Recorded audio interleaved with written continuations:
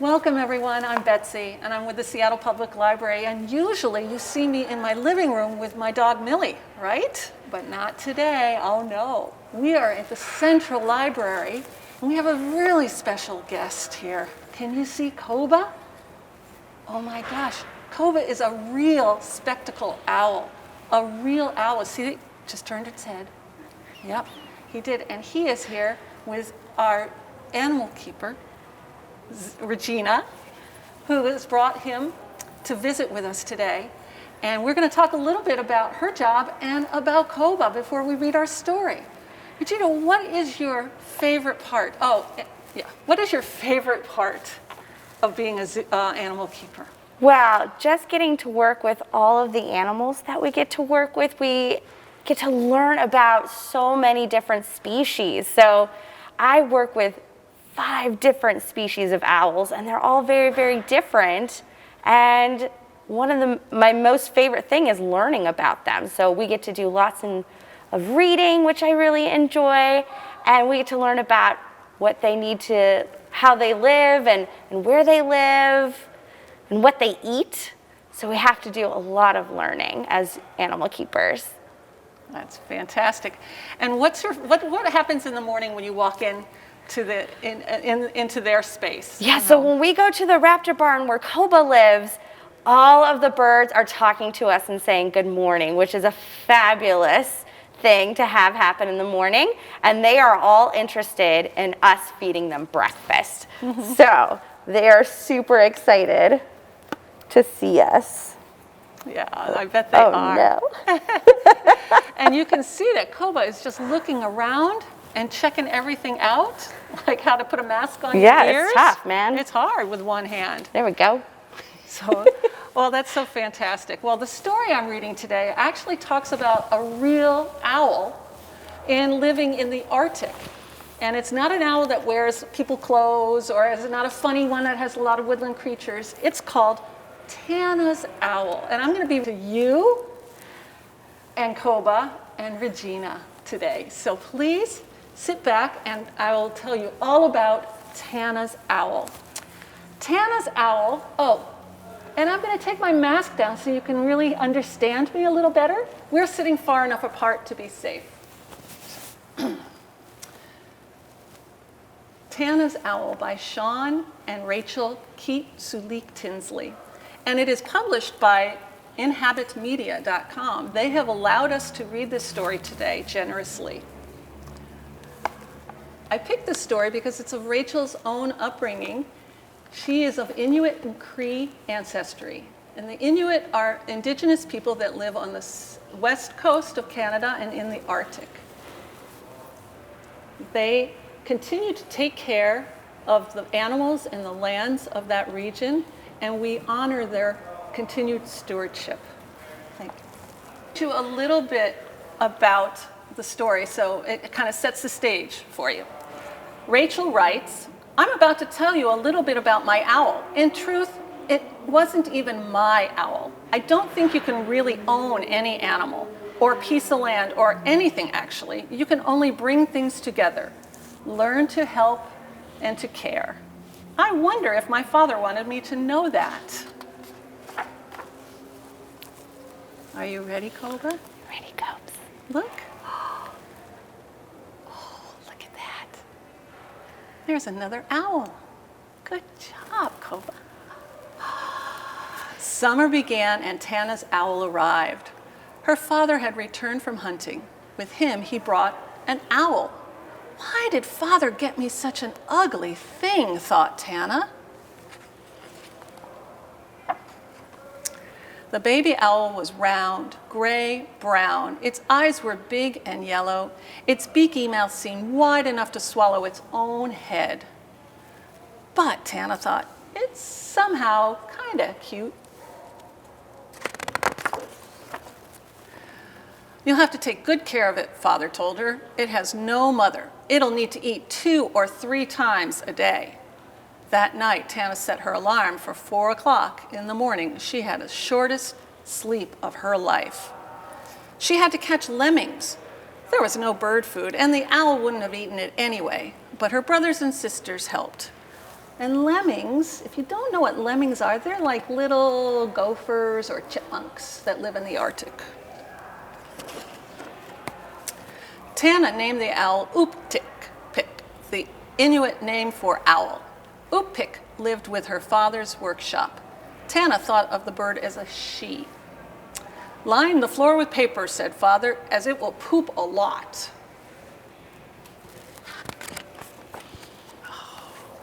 Koko, do you want to see Oopik? Yeah. When Oopik did not get her food right away early in the morning, she would stomp her feet. She would chomp her beak, and she would sway back and forth. At least she can communicate, Tana thought to herself. So that's how owls communicate. After feeding Oopik, Tana would stare into the bird's light golden eyes. She wondered if owls had thoughts. "Father, does Oopik know that she's an owl?" asked Tana. "It knows you feed it," father said, smiling. Oopik soon tired Tana out. The owl became more and more demanding, no matter how much Tana fed her. Oopik still stomped, stomped, stomped, and swayed, swayed, swayed, and chomped, chomped, chomped. Tana wondered if the bird was sick. She took Oopik outside and placed her on the ground. "What do you want, you alien thing?" demanded Tana. Oopik just sat and stared at her. Then, creepily, the owl turned her head around backwards, watching the family dogs, looking at Oopik like that had made Tana's own neck feel sore. Can you tell me why owls can turn their heads all the way around? They have more bones or vertebrae in their neck than we do. So we have 7, and a giraffe who has a really long neck has 7, but owls have 14 bones in their neck, which means that they can turn it farther then. They can. And that's how they can find things behind them, right? Absolutely, yep. Yep, turning their head now. Soon, Tana's brothers and sisters grew sick of catching lemmings. "Owls need lemmings," Tana protested. But they'd seen Oopik eat, and they said she was gross. "Can Oopik eat fish?" Tana asked father. "It can probably eat whatever fits in its mouth," he told her.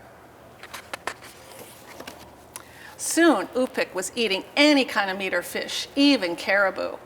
The owl was no longer cute. Feeding her was an awful chore. Oopik's beak was sharp as blades, and she snatched at her food. Tana had to wear gloves so she didn't get hurt, just like Regina. Just like Regina's wearing gloves. Yes. One rainy day, Tana took Oopik outside. The owl was no longer gray and brown. She was growing white plumes. The feathers on her feet were as thick as polar bear fur. Her talons were like little blades of knives. Oopik looked around as though bored, and then she stared up at the sky as though to say, "Oh, I should be up there." Tana picked up the owl and moved her up and down. Oopik was too young to fly, but she started to flap her wings. Maybe, thought Tana, pretending to fly will make her feel better. Summer ended and Tana had to leave her community for school. She wondered about Oopik, who had been left behind and had never flown. But Tana was happy not to get up at 4 in the morning, or catch lemmings, or see stomping, or hear chomping. When next summer arrived, Tana came home. Oopik was gone. "It was grown," father told her. "The owl didn't belong to us. It had to fly free." "She flew," thought Anna, and she smiled. One day, Tana went walking, and even though Oopik had been so much work, she missed the owl a little. Tana picked up an Arctic poppy. That's one of these flowers. Its golden petals like frozen sunlight.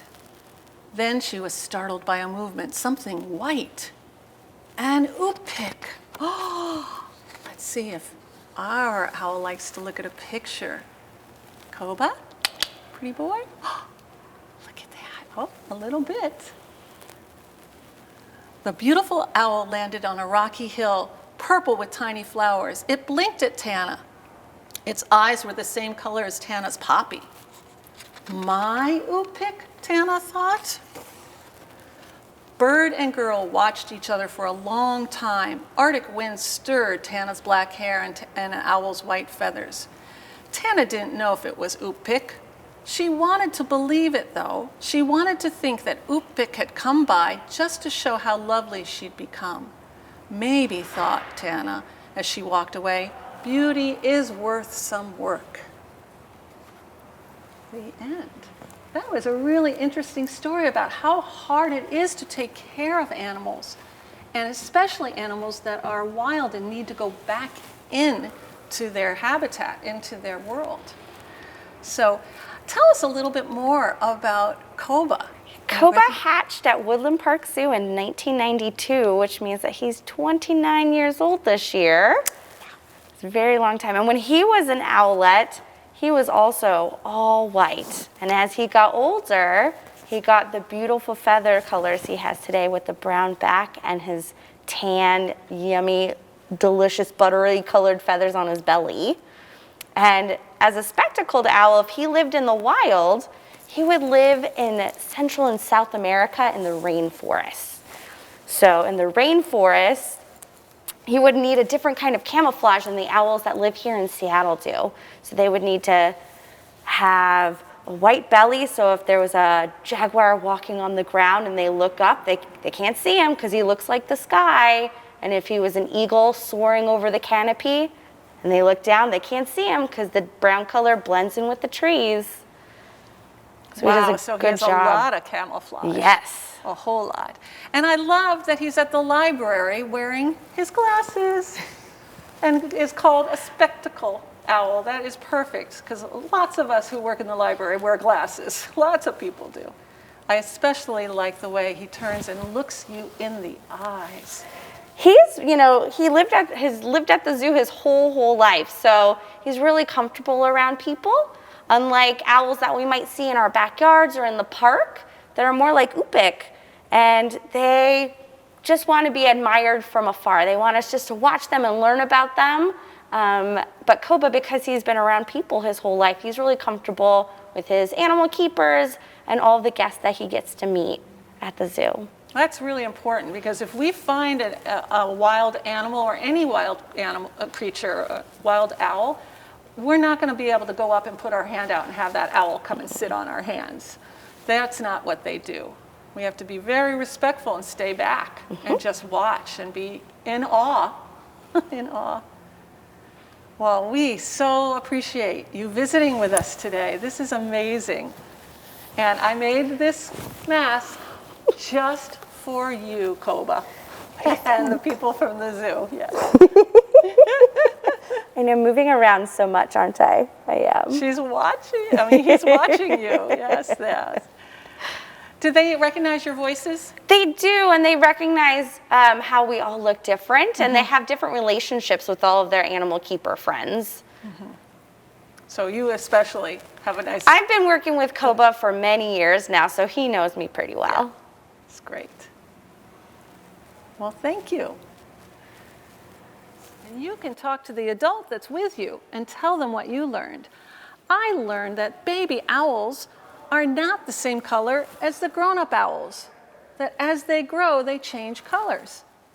So do a lot of animals, come to think of it. I also learned that owls will eat any kind of meat, not just lemmings. They'll eat fish, or they'll eat caribou, or they'll eat anything.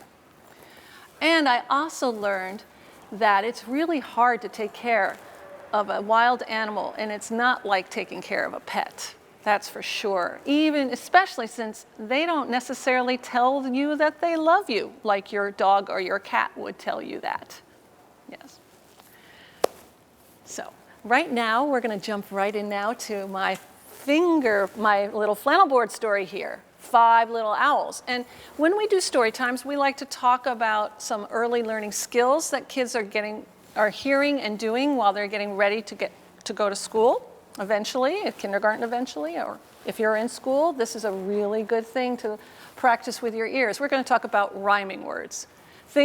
Words that sound almost the same, but have a few sounds that are a little bit different. So let's see if we can catch the rhyming words here.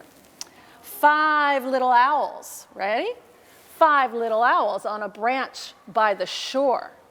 A squirrel scampered by, whoop, and then there were 4. Shore, 4.